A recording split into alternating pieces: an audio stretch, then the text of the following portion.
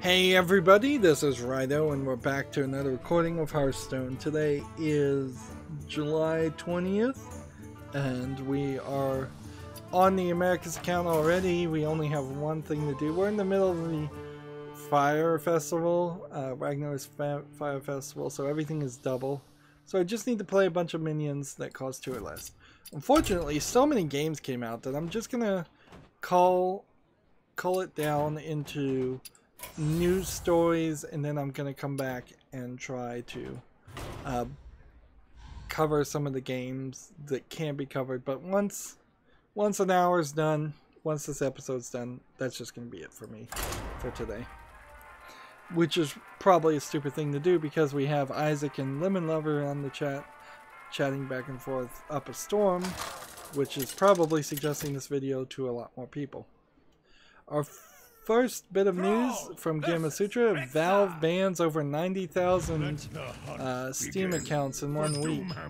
Valve has its sights firmly set on cheating Steam players with the Valve anti-cheat system, the VAC system, banning 90 accounts this week, with 90,000 accounts.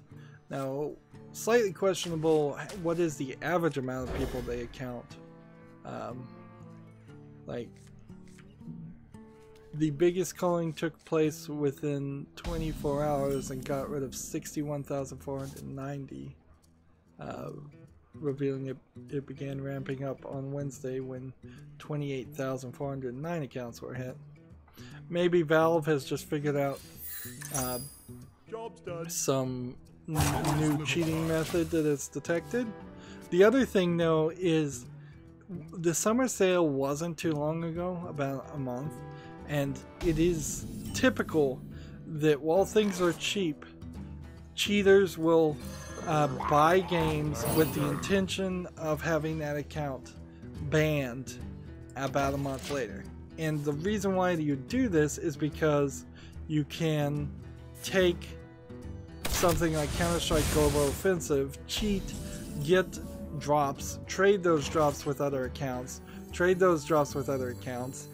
just, you know, money launder the in-game items through multiple accounts, and then it's hard to catch that. And then eventually, at some point, you would try to sell those Counter-Strike Go skins for a profit. And the system seems to still kind of work, even though you get banned. It wouldn't be incredibly difficult to cheat and get a skin that costs more than $1, or a collection of skins that cost more than $1, and that's probably all it really costs to buy, like Counter-Strike Global Offensive.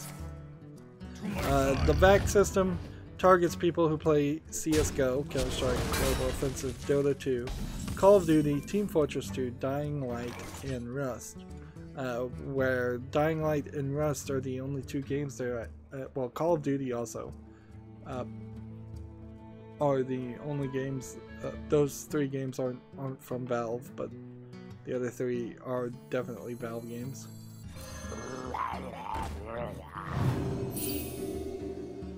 Let's see.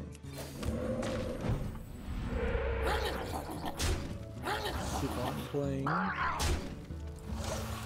Once an account has been banned by VAC, there's no going back. All bans are permanent, non-negotiable, and can't even be removed by Steam support, according to Gamasutra. Yeah, that would be a nightmare, certainly. As somebody who has over 900 games on their Steam account, if my account got banned for some reason, that would really suck, and it would be grounds probably for a lawsuit, reversing charges at the very least, if you can do that, but you can only reverse charges on the credit card for like 90 days. Of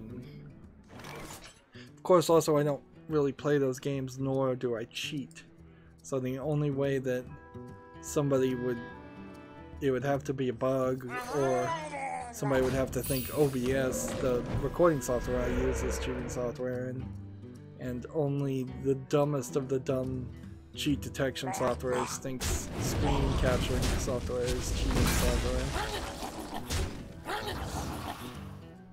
Job done. Let's see. The other food-related article by PC Gamer, since apparently it's Food Week, is we match food and drink to some of our favorite games. And this is basically just short paragraphs of what food or drink they think would pair best for games like Portal, Dota 2, World of Warcraft, Dishonored. Just a silly article that doesn't really mean anything. Let's play this.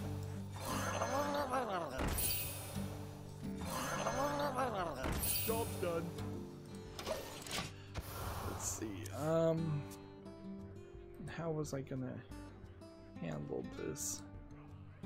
Just put that there.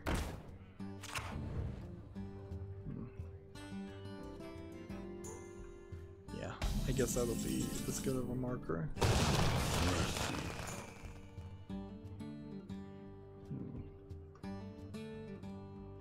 Interesting, Rock Paper Shotgun is promoting this this game I saw earlier that is called QRTH-PHYL and did not look very good at all. Yeah. And I'm actually rather surprised like any website would have promoted that game because it just did not look good at all. I don't know. I'm still very much teetering on the thought that Rock Paper Shotgun isn't adding anything to the conversation, but I'm not sure that that's really the case. PC Gamer has an article. An ex-Valve employee describes ruthless internal politics at self-organizing companies with self-organizing in quotes. He doesn't name the company in question, but it doesn't take any stretching to figure out who he's talking about in cases.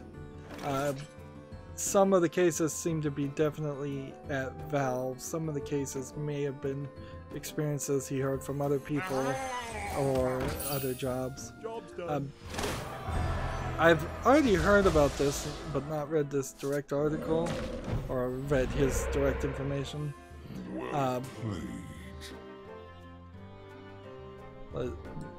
He complains about the bonus structure.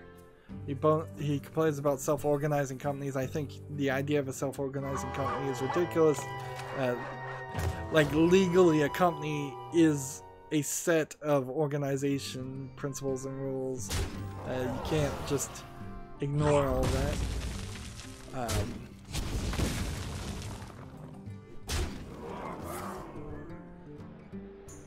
Let's see. Some of this feels like he's being a little precious about what jobs are, and he kind of sounds like he hasn't, at least for a long time, worked in a job where all jobs generally kind of suck, or at least have things that suck about them. Some of it seems to be legitimate arguments against how Valve is structured. Other things don't.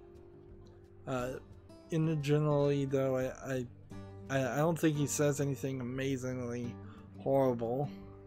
This hardly feels like something like the Channel Awesome reveals, where at least some of the complaints in the Channel Awesome manifesto sounded legitimate and real, and like really bad things. Like one of the things he talks about is that it helps to be on a project that's the pet project of the person in charge of the company. No duh, obviously, be on the boss's pet project. That helps.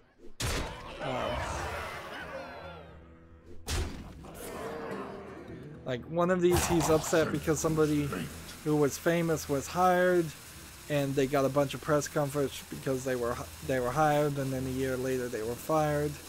That's not anything too strange. Like, there's all kinds of temp employees in the United States that get fired after 30-day probationary periods.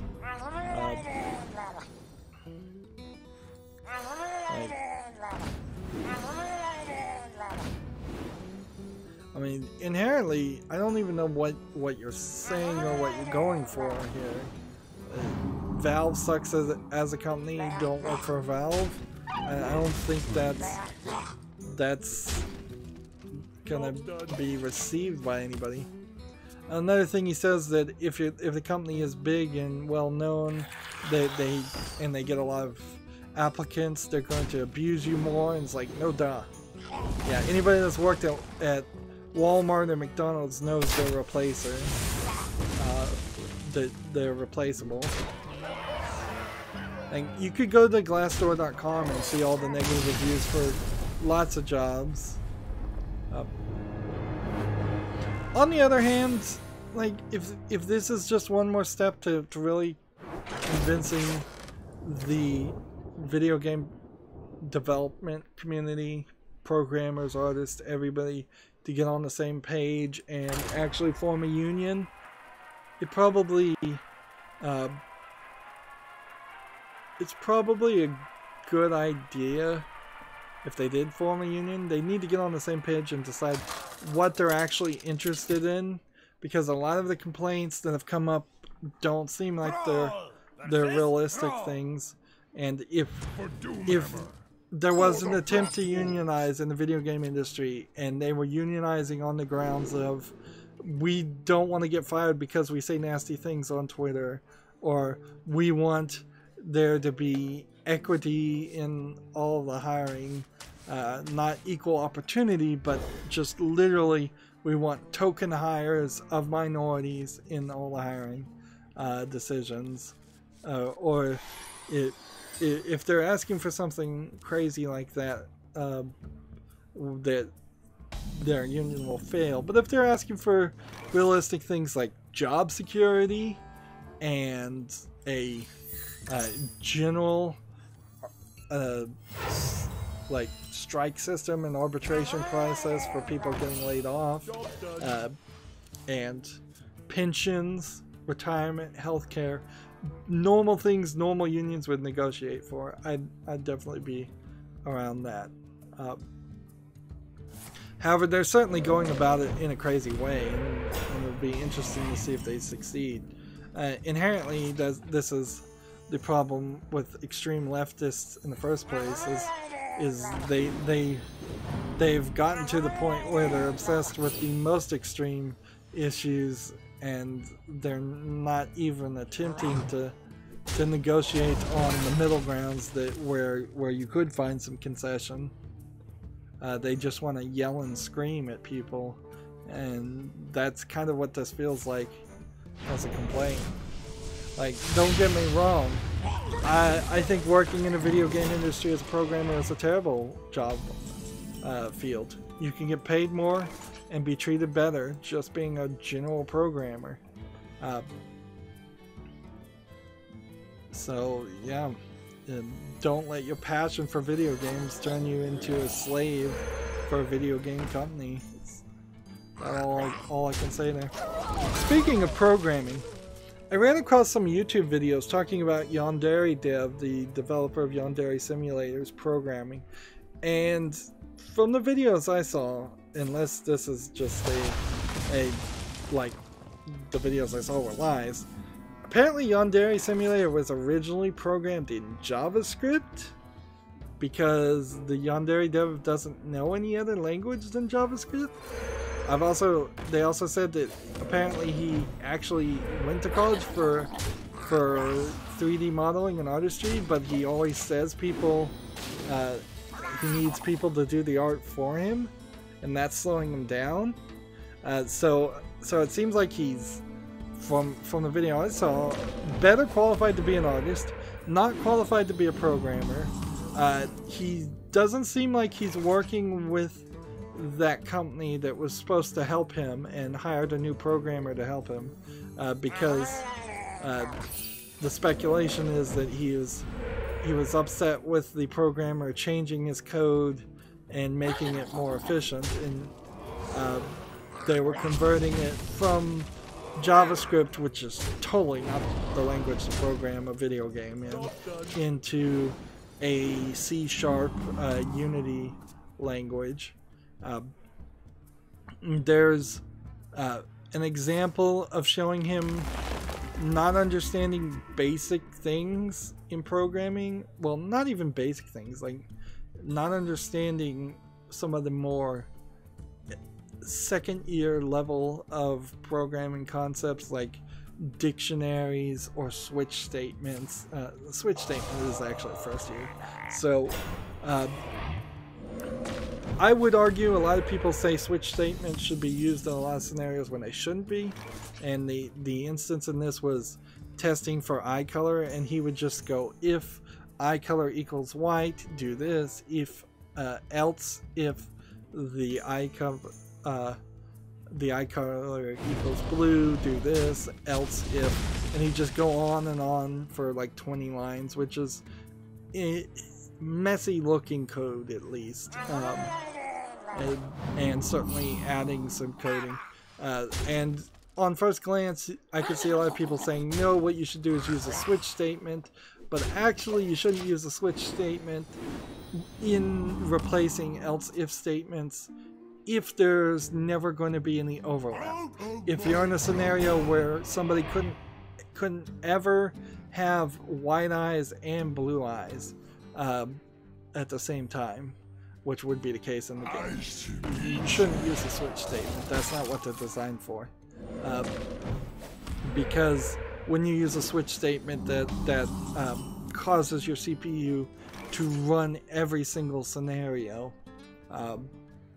which isn't necessary. In a weird way, his else-if statements probably would be a little bit more efficient, but there is other ways to do it, and the best way would have been to simply make a dictionary, which is a thing where you could have a variable called eye color, and or you could have a variable called character, and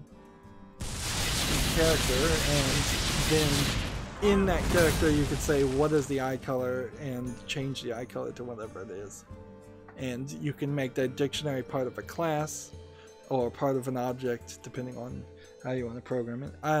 That got me down a rabbit hole looking at the difference between object-oriented programming and procedural programming. Object-oriented programming, very, very popular. I'm not sure it's always the best method to use, frankly, but that's from somebody who was trained to program in such an old day that object-oriented programming didn't exist. I was trained on C++, which I don't believe had objects or classes, and this was before JavaScript, well, not JavaScript, but Java came out and pushed the ideas of classes very heavily. Of course, I'm talking about programming right now, and I really shouldn't, because that has very little to do with video games, and I'm not sure half the people that just heard what I said even understood a word of it. But my general point here is it seems like Yandere Dev, I'm still standing by my theory he's not going to ever finish the game. I don't even think that's particularly the only reason why he's not going to finish the game, but I think it probably is part of it. But other people on the internet are saying his programming is pretty bad, and it does look like it is definitely missing some things.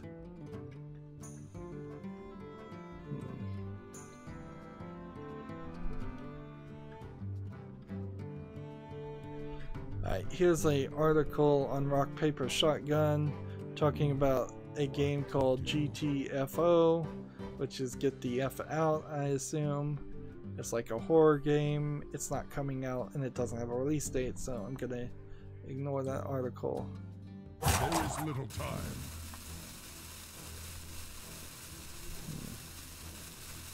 My shield. Don't need to talk about that. That's not video game related. The RPCS3 emulator has gotten Yakuza Kinzen to run on PC. Also God of War Ascension, The Darkness, like Cooper and more. So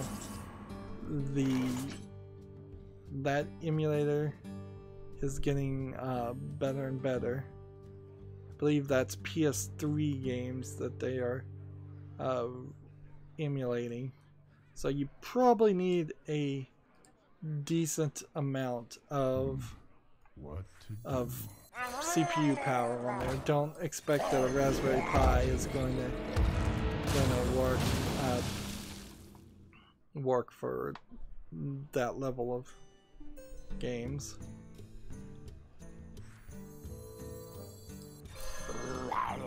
Right.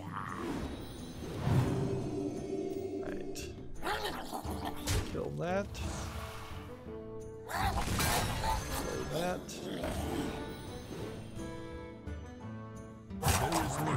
Kill that. Kill that. Job done. Let's see.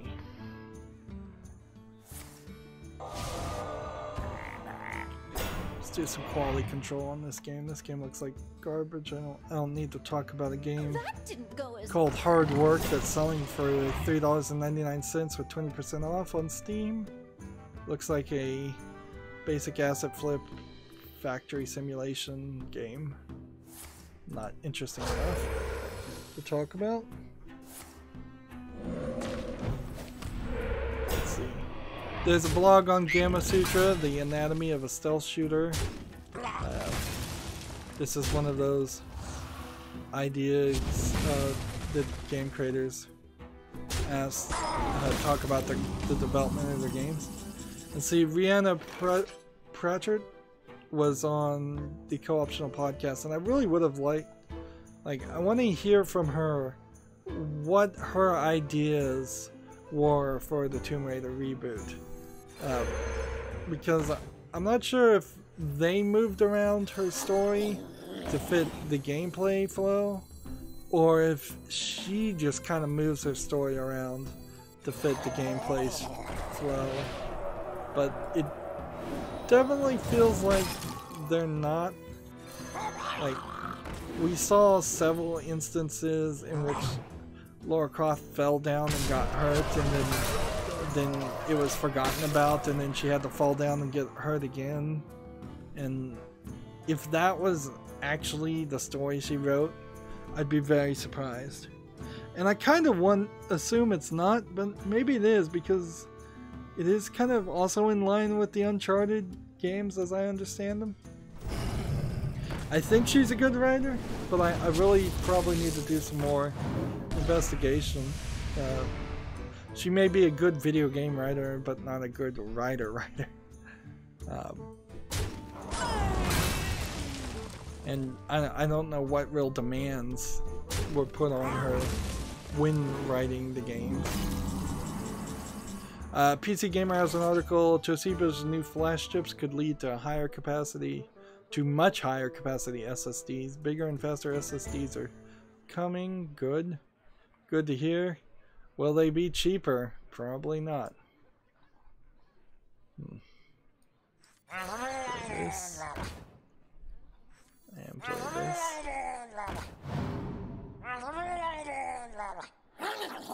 Do this. Do that.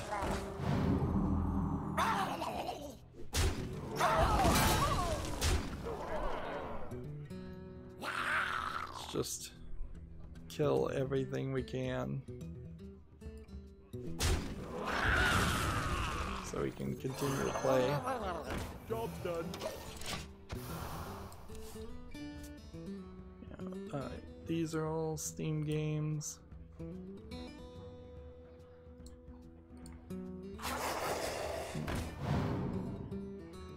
Just briefly looking into Steam games to explore some things.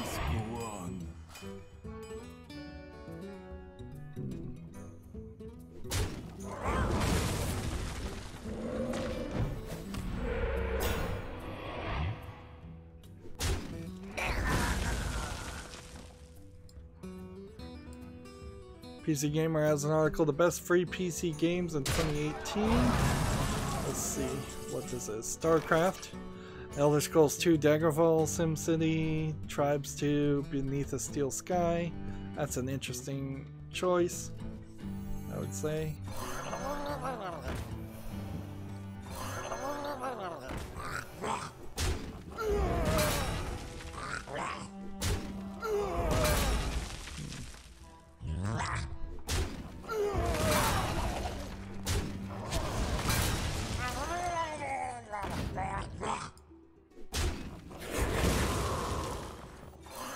Just trying to play as many of these cards as possible. Free Civ, 3 Monsters, Bernard, Outer Wilds, Off Peak. I think they got to a different list here of like small indie free games. A Raven, Monologue, Butterfly Soup, Birdland, Galatea, Emily is Away, Dog of Dracula 2, Barkley Shut Up and Jam Gaiden, Stick Shift, Murder Dog 4, Trial of Murder Dog, Icarus, Proud Bottom, World of Typing Weekly, Cry of Fear, Slender to 8 Pages, My Father's Long Long Legs, 2:22 AM, House of Abandon, CHYRZA,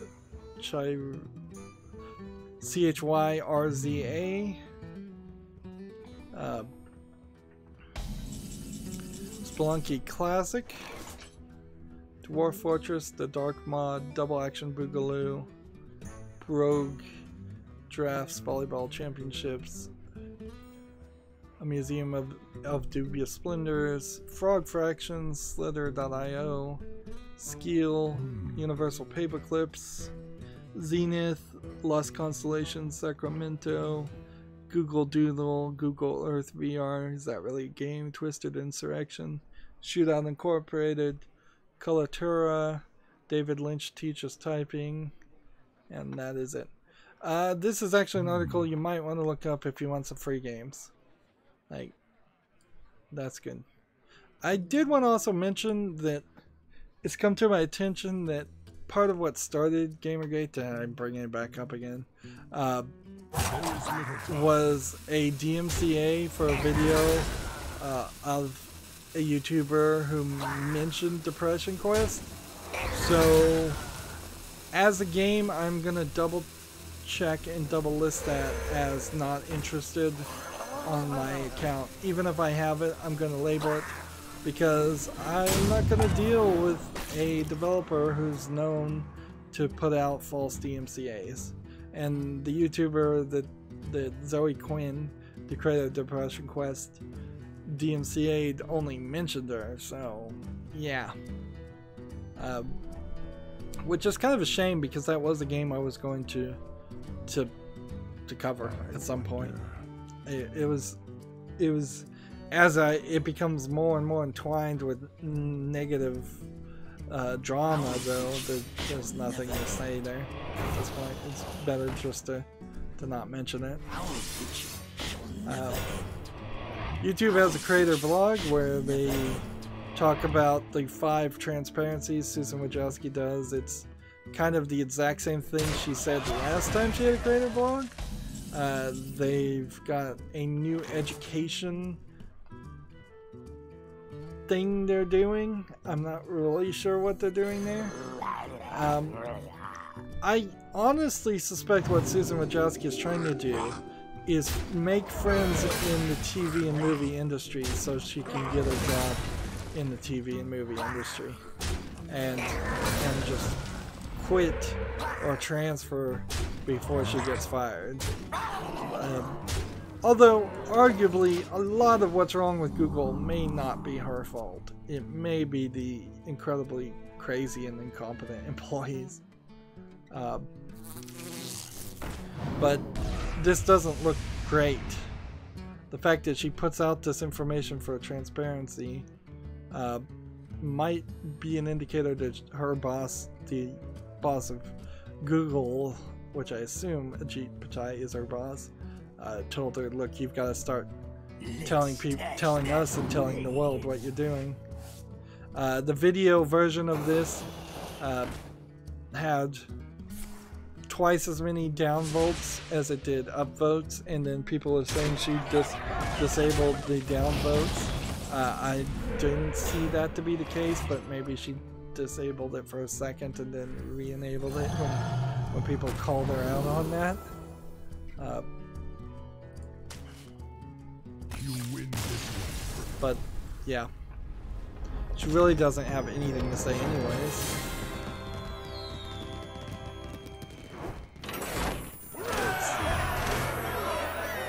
TechRaptor has an article, Pathfinder Kingmaker delays its rule until September 25th. So I haven't heard of Pathfinder Kingmaker, but apparently it had been announced. I don't have anything to do. We're just kind of burning out the hour now. So at this point, it's back to Spiteful Priest. Let's see. So I'm still trying to stick to my rule of only talking about games when they actually come out. If I can at all stick to that rule.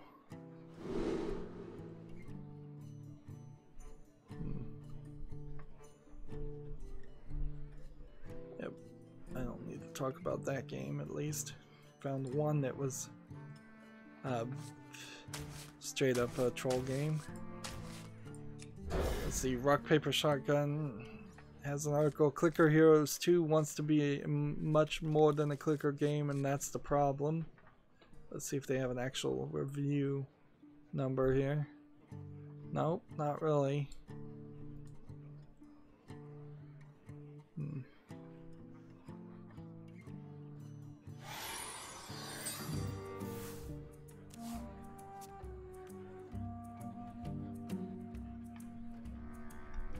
This isn't an article about any games, really. It's just an article talking about two characters from Chrono Trigger by TechRaptor.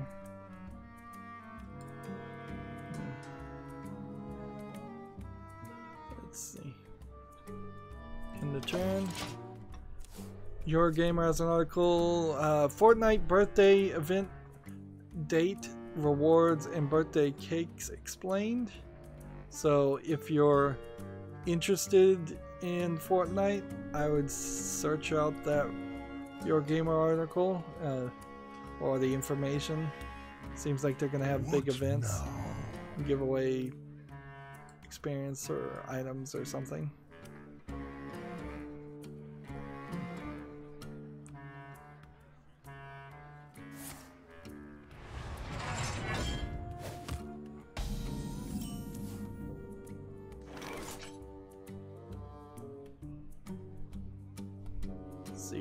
Rock Paper Shotgun has an article about the game The Lights Keep Us Safe, which is on Steam Early Access.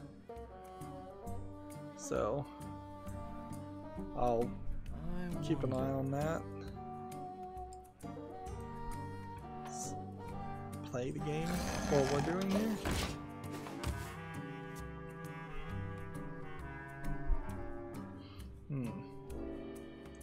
Here's a game on Steam called Armory League, which is Rocket League, except for instead of in cars, you're a person with a jetpack and a gun, and you're just shooting the balls.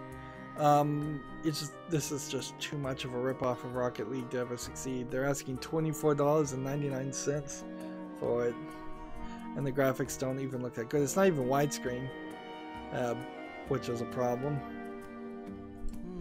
If you're gonna out Rocket League, you're gonna have to try a lot harder than that.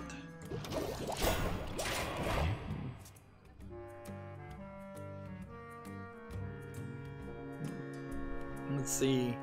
Gamatsu has the debut trailer for MG, which is a PS Vita game coming out on September 13th in Japan, so it's like a horror game.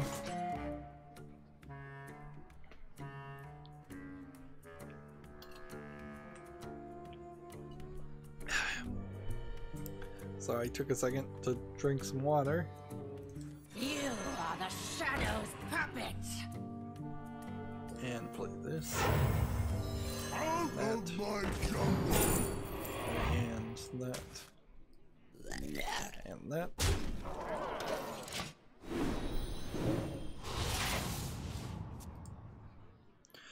NG is probably a horror visual novel. Yeah, it's tagged as a visual novel. So yeah, looking at the trailer, it looks fine, but not particularly interesting. Gematsu has an article, God Eater 3 details development, summit improvements, and new gameplay. So they're working still to make God Eater 3, which is Monster Hunter with monsters instead of animals, basically.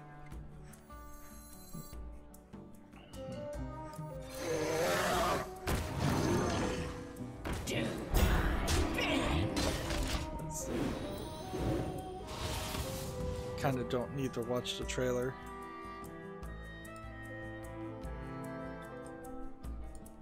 Yeah, we'll talk about that game when it comes out. Apparently it's a PC and PS4 game. Yeah, release date has yet to be announced, so too early. Gamasutra has an article. Niantic has introduced a 3-strike policy for cheaters in Pokemon Go. So no more cheating in Pokemon Go, or cheat only twice. I guess might be the truth of that scenario.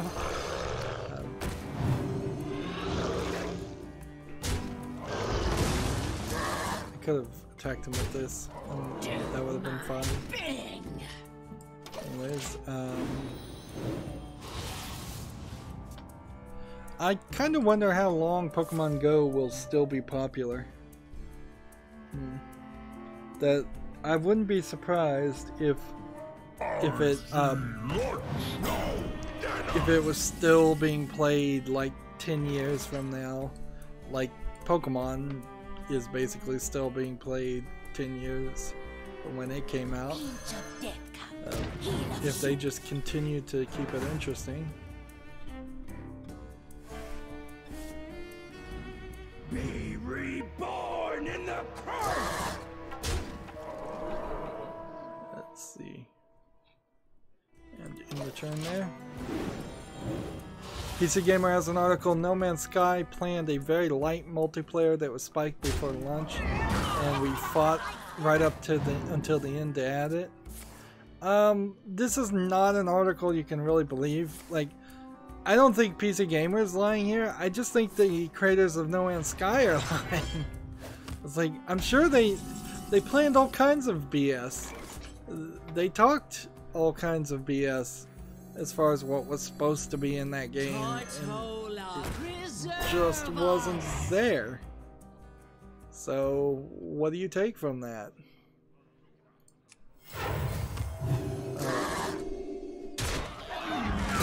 I really can't give the creators of No Man's Sky some kind of forgiveness or absolution or credit because they tried, or they say they tried to add features that they promised to add.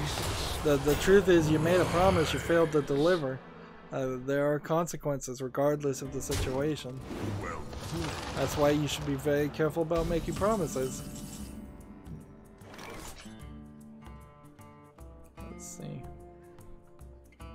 Power before me.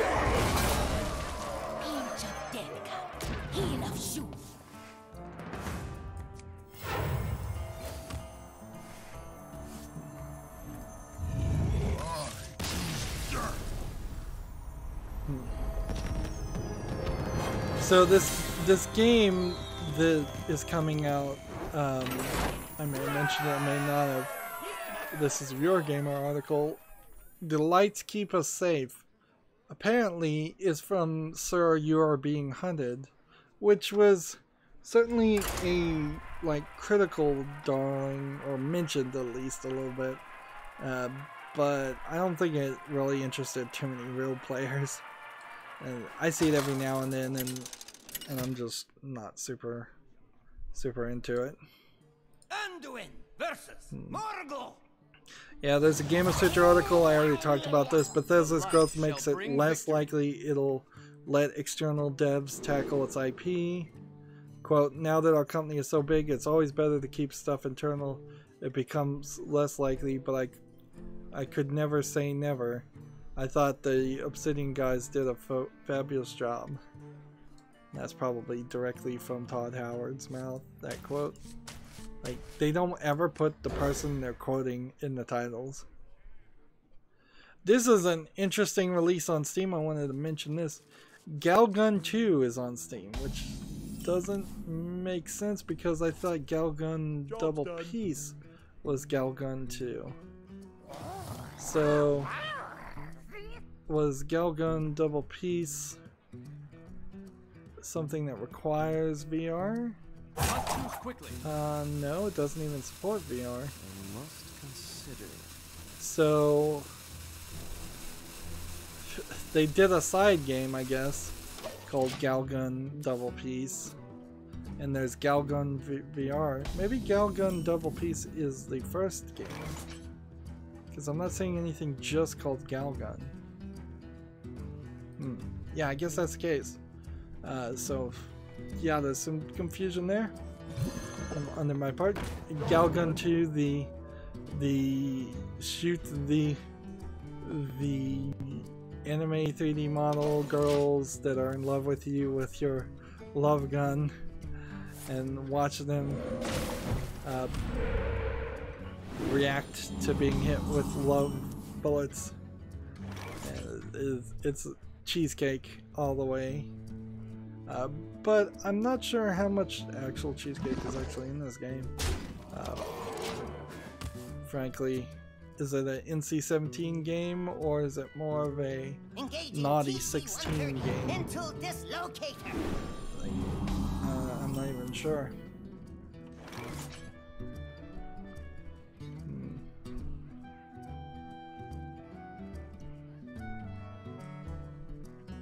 Yep.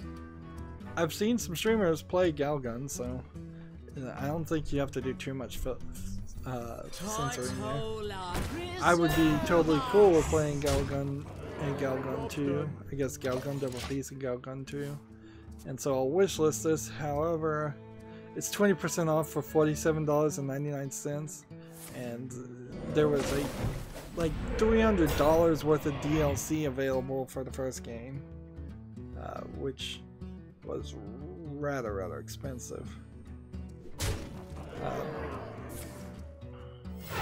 See, how do you see DLC?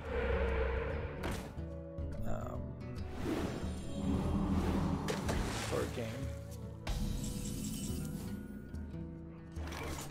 Seems like there's no DLC for the first game yet, but looking at the developer and they've just got lots and lots of DLC for $5 each. So maybe not $300. Maybe I'm exaggerating a little bit there. Maybe only closer to $60 or $80, but quite a lot. Quite a lot. Keep on playing Hearthstone for the people who like to watch Hearthstone. Let's see. There's a game I can close on Steam called Grand Class Melee 2. Grand Class Melee 2. It's already at mixed results, and the graphics just don't look good. As 4-player multiplayer fighting each other, but top-down 8-bit graphics fighting each other too. 25% off for $7.49. So yeah, it's a top-down dual-stick shooter, 4 players fighting each other, with 8-bit graphics. It's just a weird combination of a lot of different things that don't make sense being together.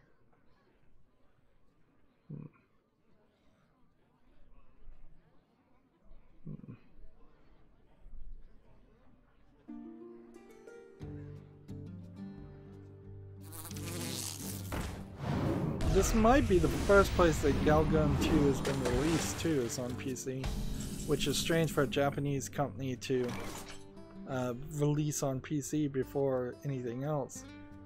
Maybe it can't get on PlayStation anymore.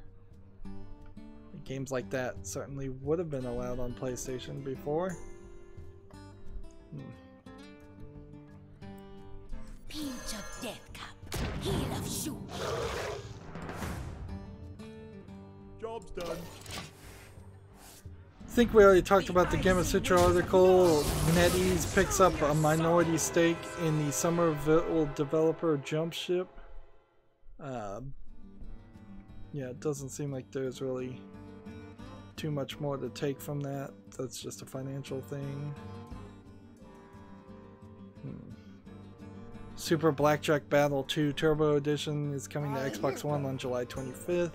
That's a game that's on Steam, and it has such a crazy name and a crazy looking game that I do want to play it, but it has mixed reviews at 61% of 13 user reviews in the past 30 days, which is weird because also this game came out March 3rd, 2017.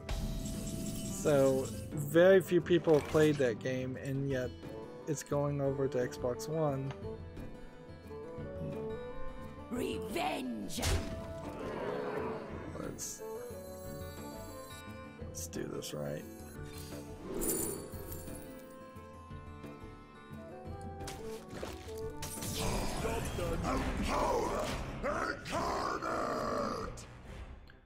Rock Paper Shotgun has an article. PlayerUnknown's Battlegrounds is raining armored vehicles in Metal Rain mode, which I assume you can get in those metal vehicles and drive them around, and they don't just fall on the ground and squash people. Kind of would be nice if there was a storyline reason to explain why that is the case.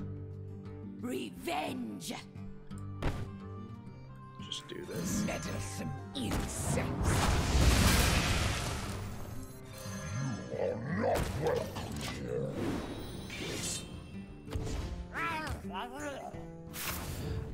Gematsu has an article. Soul Calibur 6 adds Voldo.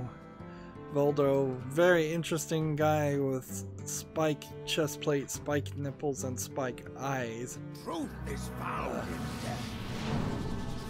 So, it looks like Soul Calibur 6 is going to have all the classic characters, and they're all going to look a little bit better, and hopefully play a little bit better. I don't think anyone's going to be super... hopefully, nobody's going to be upset about them. Let's see, what are these?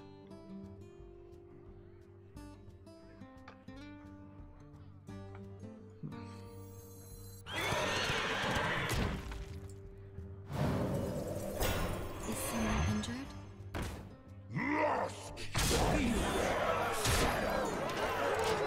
Let's see, Gamma Sutra has an article. Epic releases a postmortem for Fortnite's Playground mode. That might be interesting if you're interested in programming and gameplay setup and such. If I had more time, I would possibly read it myself. This is an article that's really linking to another article on Gamma Sutra. I should beat you. How long can this go on? How long can this go on? I don't really need to talk about a Japanese game on Gematsu that it's just got the trailer. It's Hirogasha no Naku Koro Nihao is due for the Switch on July 26th in Japan, and I probably have already talked about that. I've more than likely just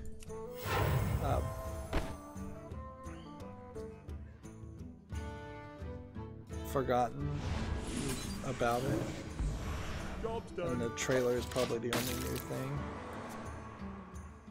Ah, yes, this is the game where they're in this forested village and everybody dies over and over again, and gets like resurrected, and you have to go through many scenarios. It's a visual novel. It looks like it's a good enough, interesting enough story to come to the West, so I hope it does. Alright.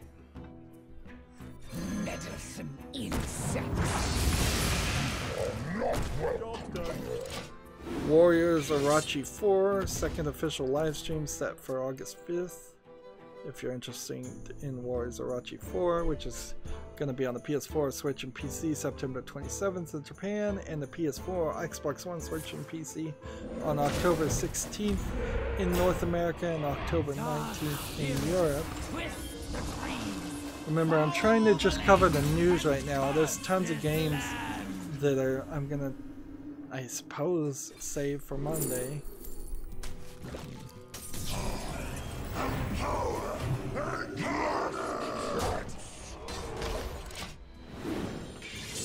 Gematsu has more details about Naoki and the Legendary Alchemist. I've talked about that game multiple times, so the game just needs to come out. Gematsu is terrible about these tiny little updates.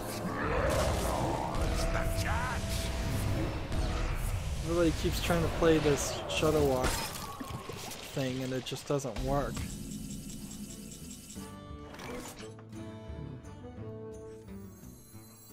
Awaken my children.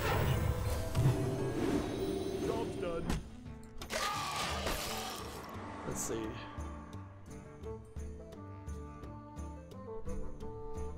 Well played.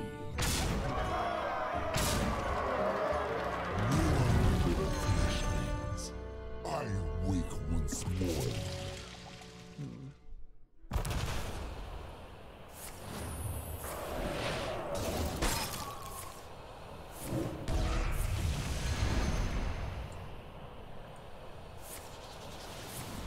My jaws that bite.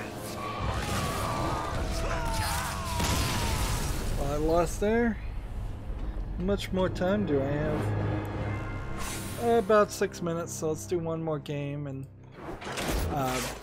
let's see if we can cover the rest of the news.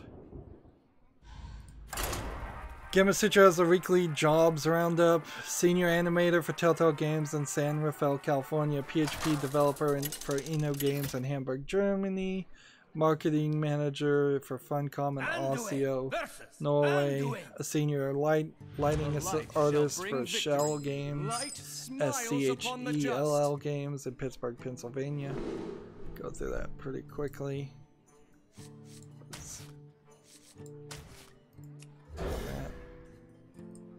I'm looking at all of these games and not a lot of them are so horribly bad that I can just immediately close them and ignore them. We've got some VR games that are really just stand in one place and look at some amazing 3D live action imagery.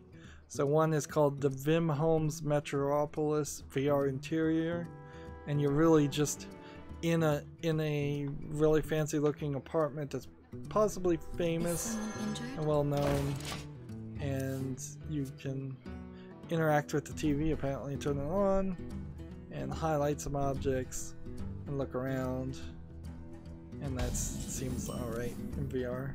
It's a free-to-play game, but it requires VR, so it's a $600 game.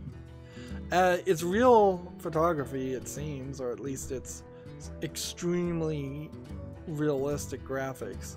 It feels like this is something that you would pay for a $3 million apartment in New York to have made, just so you could rent out that $3 million apartment. And maybe we'll get to a point where all houses are just these 3D virtual reality walkthroughs. Here's an ugly looking game on Steam I can immediately close. It's called Unmanned Helicopter. It looks like it's a cell phone port. It's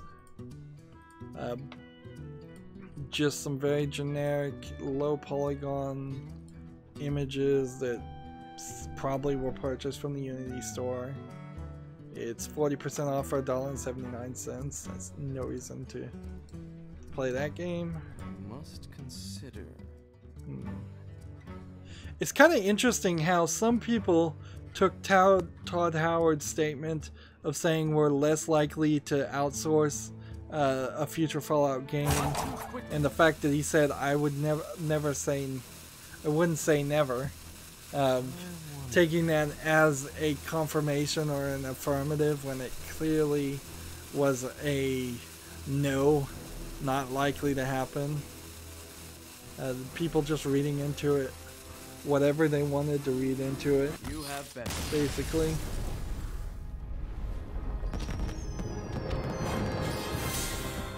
Let's see, PC Gamer has an article. OpenAI's Dota 2 bots remove significant match restrictions and move closer to human level skill. The OpenAI 5 will take on a human team in the International 2018. We saw a story about this last time there was an International, and I imagine it will just every year until it stops becoming interesting. I imagine that will happen.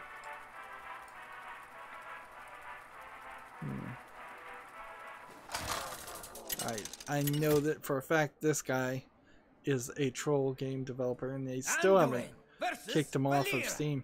It's crazy that the Valve is so concerned about the sex games, and yet Nikita Ghost RUS, or Ghost RUS Games as the publisher, has not been caught after at least a full month or two of putting out extremely low quality games.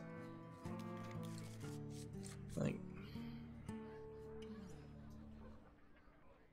Rock Paper Shotgun has an article. King Tide is underwater battle royale with sharks.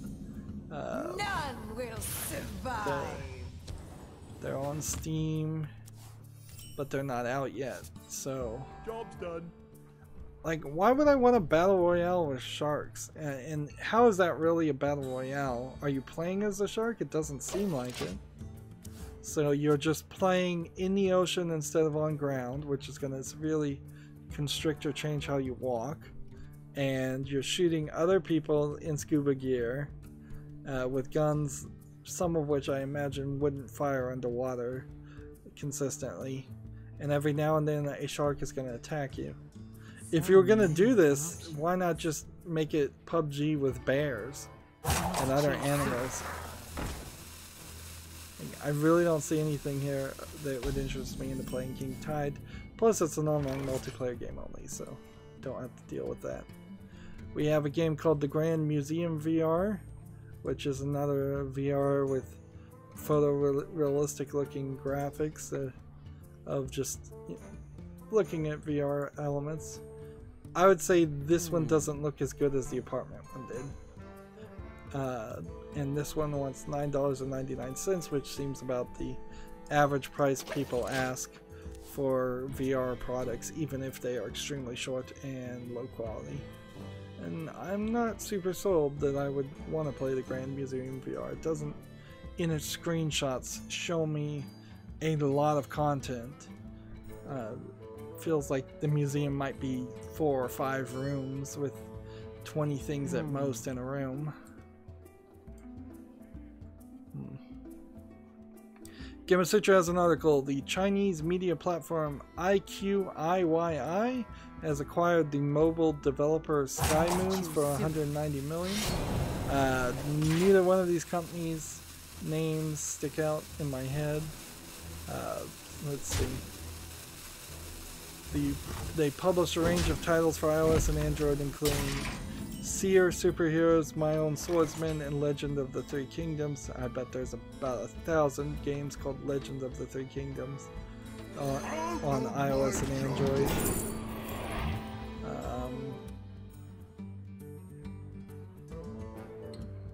Just take that. So a little bit of mergers there, or acquisitions. Folks, who goes there? Gamasutra has an article. The developer of Defiance 2050, which was just a kind of awful re-release of the previous Defiance game, Tryon World is the name of the developer, has laid off 15 staff, which I am not sure how many staff they had in the first place. They may have had only like 30. Certainly that game was not well received and not very good. Why just lay off 15 staff instead of just shut down the whole company? I don't know. That probably is the next step, but by laying off a few people, maybe you can stretch it a little bit longer. According to Gamma Sutra, Bandai Namco has established Bandai Namco Amusement Lab Incorporated for VR arcade development, which that makes a little bit of sense, certainly. Like, you know, VR in arcades in Japan where there are arcades still makes some sense. Also, the Japanese kids I don't think will be as rough with VR headsets, so you don't have to worry about them being broken as often as, say, in the United States, where they probably get broken on the first use. So maybe we'll get some news leaked back to the West about what games actually use VR in the arcades in Japan, but very possibly not. There's all kinds of crazy arcade games that only get made for Japan and never come out. There was a quite off-brand Bomberman game made for arcades in Japan that had anime girls in their clothing getting blown off when they blow themselves up or get blown up, which is just so different from the Bomberman characters that everybody knows and loves. And yeah, that never came to the West, and I don't think it really succeeded. There's a game on Steam called Rampage of the Dead. It looks like an asset flip first-person shooter game. The graphics don't look great at all. Look terrible. 20% off for $3.99. So that's a game I can go ahead and just close.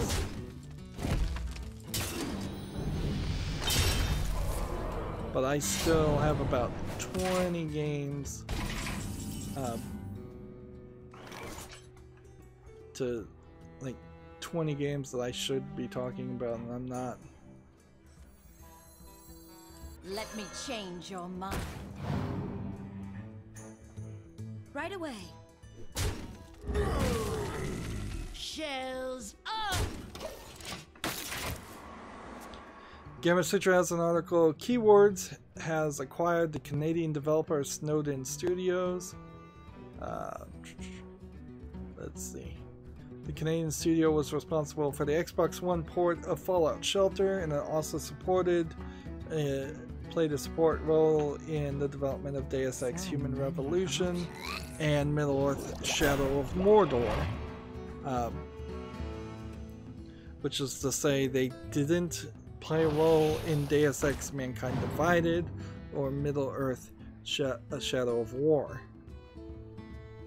So they have not gotten a job as a support role with Ubisoft, I believe. Yeah.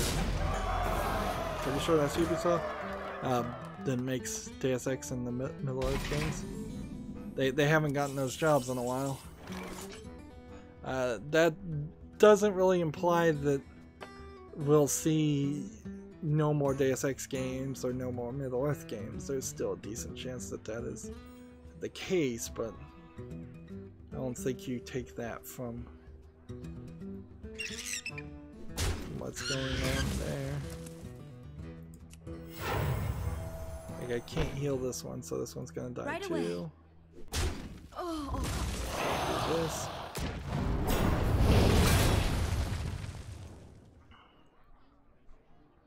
Obey. Get rid of this.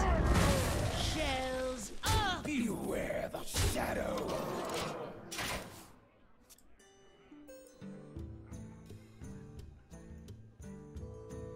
Sega Ages Sonic the Hedgehog and Thunder Force 4 launch in August. I don't know what this is. Apparently it's coming out in Japan. I'm not sure if it's coming out anywhere else. Let's see. Apparently it's a Switch game.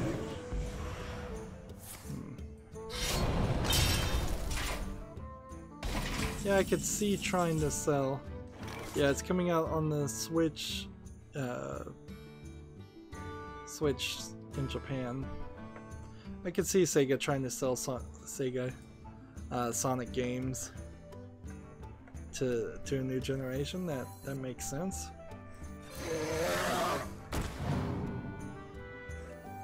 You are the Shadow's purpose. Am I gonna actually win here? Shells up. I think this is. Here's an RPG Maker game that's not even in English. It's only in simplified Chinese, so I can close that. Haven't seen a lot of RPG Maker games, and that's probably part of the reason why I have so many games to talk about today. Like, honestly, I could go on for another hour.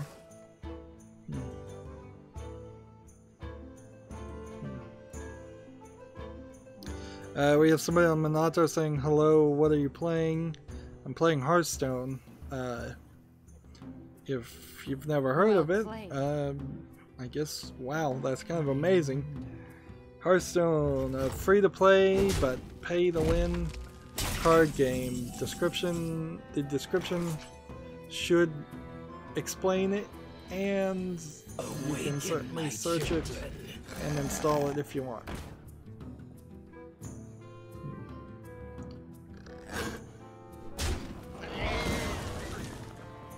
Beware the shadow. Shells up. And there we've got a victory. Bing.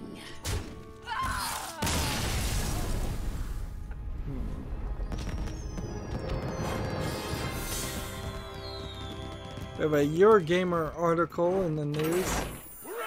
Guerrilla Games wants to release games faster. New HQ and staff expansion plans unveiled. At a certain point, having more employees does not speed up the production of your games, but it might increase the complexity of your games at the same speed. Let's see. Alright, so I'm not going to look at my Twitter and see if there's any more news. And I'm just looking at everything I have left to say and seeing if there's anything more to talk about. Like, close that one.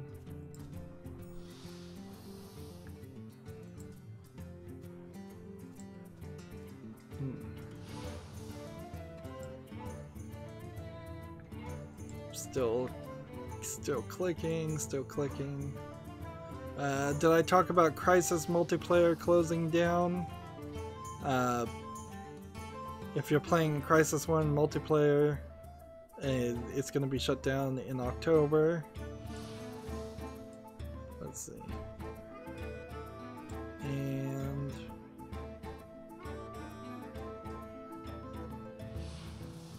a company called Octi has gained $7.5 million to create augmented reality tech that understands the human body. That's a Gamma Sutra article. And I think that's kind of all I need to talk about. Like the Humble Bundles, I don't think there's any new Humble Bundle to talk about. And I don't think there's going to be any news on Twitter that really matters. Monday's going to be a weird one, certainly. A very, very weird one as far as just what